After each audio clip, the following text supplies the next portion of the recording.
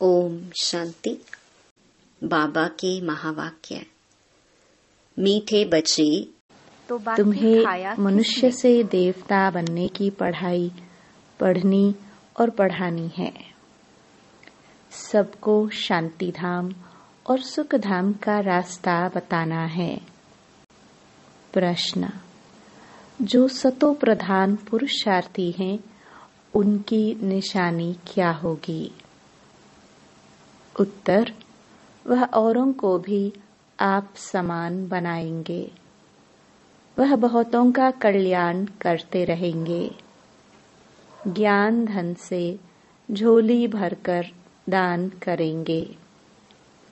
21 जन्मों के लिए वर्षा लेंगे और दूसरों को भी दिलाएंगे। गीत। ओम नमो शिवाय। ओम शांति। भक्त जिसकी महिमा करते हैं, तुम उनके सम्मुख बैठे हो तो कितनी खुशी होनी चाहिए। उनको कहते हैं शिवाय नमः। तुमको तो नमः नहीं करना है। बाप को बच्चे याद करते हैं, नमः कभी नहीं करते। यह भी बाप है, इनसे तुमको वर्षा मिलता है। तुम नमः नहीं करते हो, याद करते हो। जीव की आत्मा याद करती है। बाप ने इस तन का लोन लिया है। वह हमको रास्ता बता रहे हैं। बाप से बेहद का वर्षा कैसे लिया जाता है, तुम भी अच्छी रीति जानते हो। सतयुग है सुख धाम, और जहाँ आत्माएं रहती हैं उसको कहा जाता है शांति धाम। तुम्हारी बुद्धि में है कि हम शांति धाम के वासी है। इस कलयुग को कहा ही जाता है दुख धाम। तुम जानते हो, हम आत्माएं अब स्वर्ग में जाने के लिए, मनुष्य से देवता बनने के लिए पढ़ रही हैं। ये लक्ष्मी नारायण देवताएं हैं ना। मनुष्य से देवता बनना है नई दुनिया के लिए। बाप द्वारा तुम पढ़ते हो। जितना पढ़ेंगे, पढ़ाई में पुरुषार्थ कोई का तीखा होता है, कोई का ढीला होता है।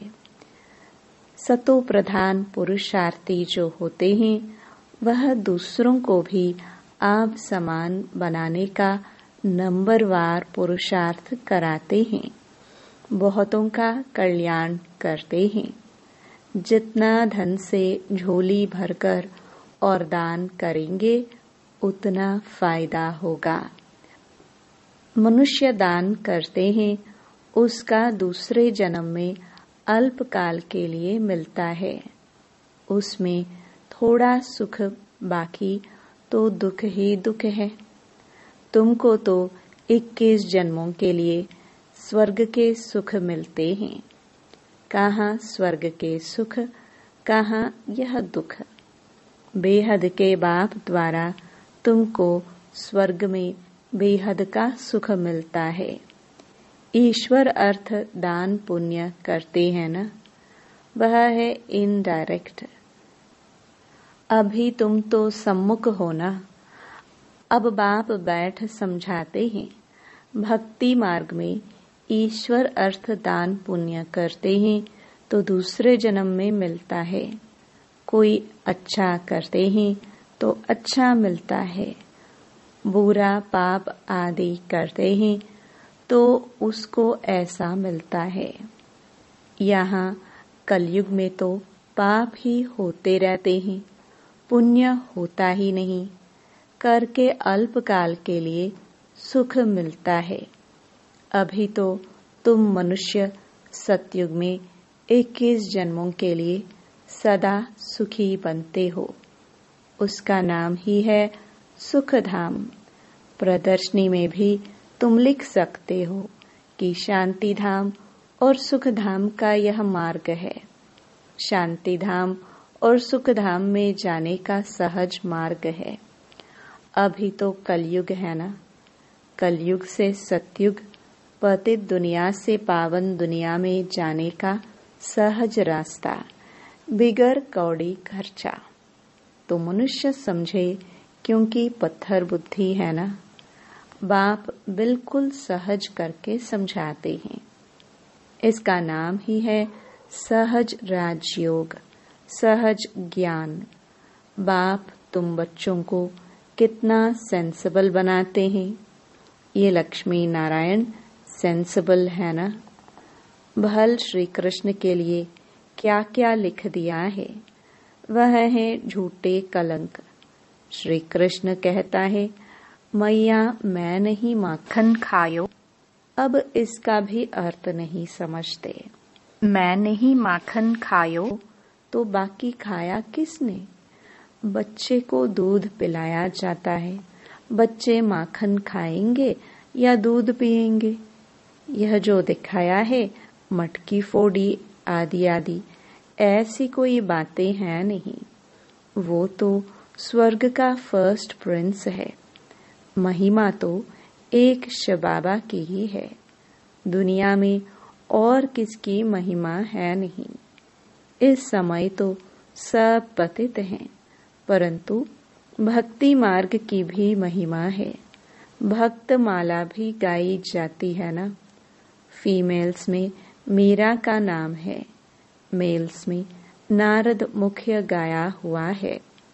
तुम जानते हो, एक है भक्त माला, दूसरी है ज्ञान की माला। भक्त माला से रुद्र माला के बने हैं, फिर रुद्र माला से विष्णु की माला बनती है। रुद्र माला है संगम युग की। यह राज तुम बच्चों की बुद्धि में है। यह बातें तुमको बाप सम्मुख बैठ समझाते हैं।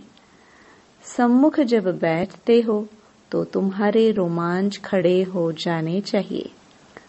अहो सौभाग्य, 100% दुर्भाग्यशाली से हम सौभाग्यशाली बनते हैं। कुमारियां तो काम कटारी के नीचे गई नहीं है। बाप कहते हैं वह है काम कटारी। ज्ञान को भी कटारी कहते हैं। बाप ने कहा है ज्ञान के अस्त्र शस्त्र, तो उन्होंने फिर देवियों को स्थूल अस्त्र शस्त्र दे दिए हैं। वह तो है हिंसक चीजें। मनुष्यों को यह पता नहीं है कि स्वदर्शन चक्र क्या है। शास्त्रों में श्री कृष्ण को भी स्वदर्शन चक्र दे हिंसा ही हिंसा दिखा दी है। वास्तव में है ज्ञान की बात।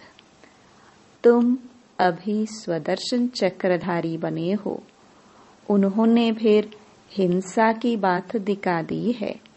तुम बच्चों को अब स्व अर्थात चक्र का ज्ञान मिला है। तुमको बाबा कहते हैं ब्रह्मा मुख वंशावली ब्राह्मण कुलभूषण स्वदर्शन चक्रधारी। इनका अर्थ भी अभी तुम समझते हो।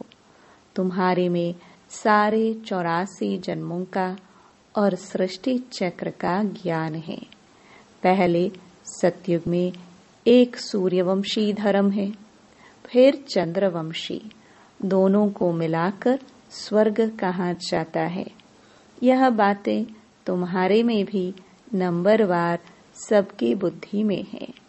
जैसे तुमको बाबा ने पढ़ाया है, वह पढ़कर होशियार हुए हो। अब तुमको फिर औरों का कल्याण करना है, स्वदर्शन चक्रधारी बनना है। जब तक ब्रह्मा मुख वंशावली नहीं बने तो शिव बाबा से वर्षा कैसे लेंगे? अभी तुम बने हो ब्राह्मण, वर्षा शिव बाबा से ले रहे हो। यह भूलना नहीं चाहिए, पॉइंट नोट करनी चाहिए। यह सीढ़ी है 84 जन्मों की। सीढ़ी उतरने में तो सहज होती है। जब सीढ़ी चढ़ते हैं तो कमर को हाथ दे कैसे चढ़ते हैं, परंतु लिफ्ट भी है। अभी बाबा आते ही हैं तुमको लिफ्ट देने। सेकंड में चढ़ती कला होती है। अब तुम बच्चों को तो खुशी होनी चाहिए कि हमारी चढ़ती कला है। मोस्ट बिलवड बाबा मिला है। उन जैसी प्यारी चीज कोई होती नहीं। साधु संत आदि जो भी हैं सब उस एक माशूक को याद करते हैं। सभी उनके आशिक हैं, परंतु वह कौन है यह कुछ भी समझते नहीं हैं। सिर्फ सर्वव्यापी कह देते हैं। तुम अभी जानते हो कि शिव बाबा हमको इन द्वारा पढ़ाते हैं। शिव बाबा को अपना शरीर तो है नहीं, वह है परम आत्मा। परम आत्मा माना परमात्मा, जिसका नाम है शिव। बाकी सब आत्माओं के शरीर पर नाम अलग अलग पड़ते हैं। एक ही परम आत्मा है जिसका नाम शिव है। फिर मनुष्यों ने अनेक नाम रख दिए हैं, भिन्न भिन्न मंदिर बनाए हैं। अभी तुम अर्थ समझते हो। बॉम्बे में बबूरी नाथ का मंदिर है। इस समय तुमको कार्टून से फूल बनाते हैं, विश्व के मालिक बनते हो। तो पहली बात मुख्य यह है कि हम आत्माओं का बाप एक है। उनसे ही भारतवासियों का वर्षा मिलता है। भारत के यह लक्ष्मी नारायण मालिक है ना, चीन के तो नहीं है ना। चीन के होते तो शक्ल ही और होती। यह है ही भारत के। पहले पहले गोरे फिर सांवरे बनते हैं। आत्मा में ही खाद पड़ती है, सांवरी बनती है। मिसाल सारा इनके ऊपर है। भ्रमरी कीड़े को चेंज कर आप समान बनाती है। सन्यासी क्या चेंज करते हैं? सफेद कपड़े वाले को गेरू कपड़े पहनाकर माथा मुड़ा देते हैं। तुम तो यह ज्ञान लेते हो, ऐसे लक्ष्मी नारायण जैसा शोभनीक बन जाएंगे। अभी तो प्रकृति भी तमो प्रधान है, तो यह धरती भी तमो प्रधान है, नुकसान कारक है। आसमान में तूफान लगते हैं, कितना नुकसान करते हैं, उपद्रव होते रहते हैं। अभी इस दुनिया में है परम दुख, वहां फिर परम सुख होगा। बाप परम दुख से परम सुख में ले जाते हैं।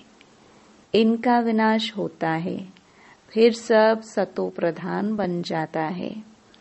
अभी तुम पुरुषार्थ कर जितना बाप से वर्षा लेना है उतना ले लो, नहीं तो पिछाड़ी में पश्चाताप करना पड़ेगा।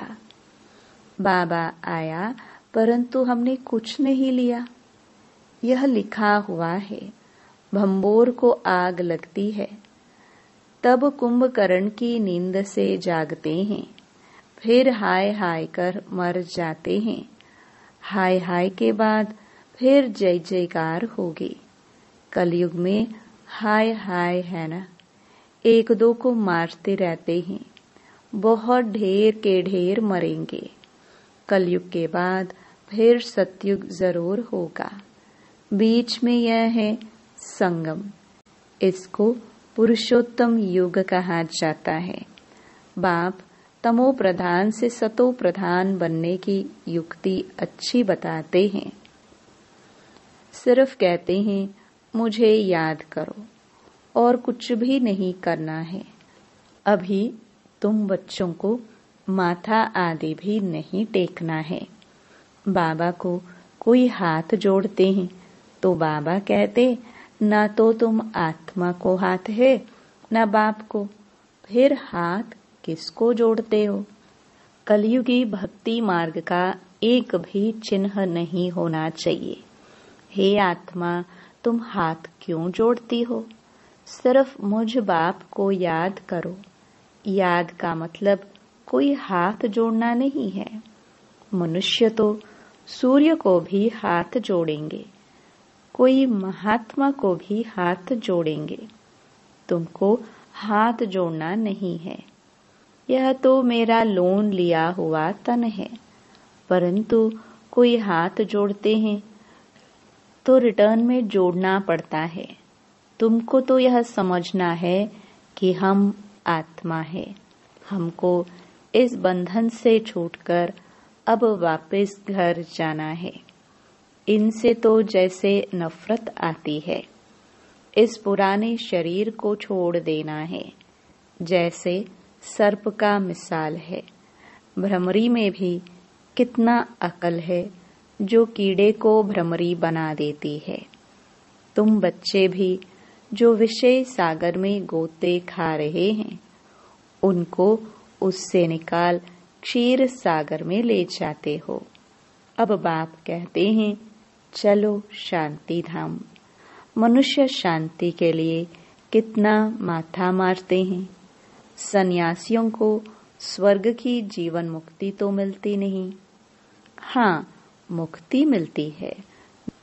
दुख से छूट शांति धाम में बैठ जाते हैं। फिर भी आत्मा पहले पहले तो जीवन मुक्ति में आती है, पीछे फिर जीवन बंध में आती है। आत्मा सतो प्रधान है, फिर सीढ़ी उतरती है।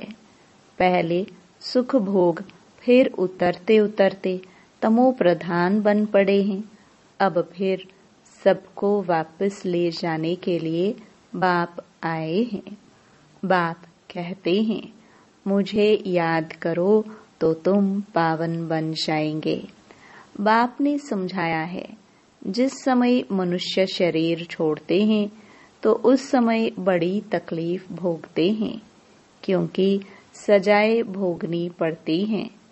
जैसे काशी कलवट खाते हैं, क्योंकि सुना है शिव पर बलि चढ़ने से मुक्ति मिल जाती है।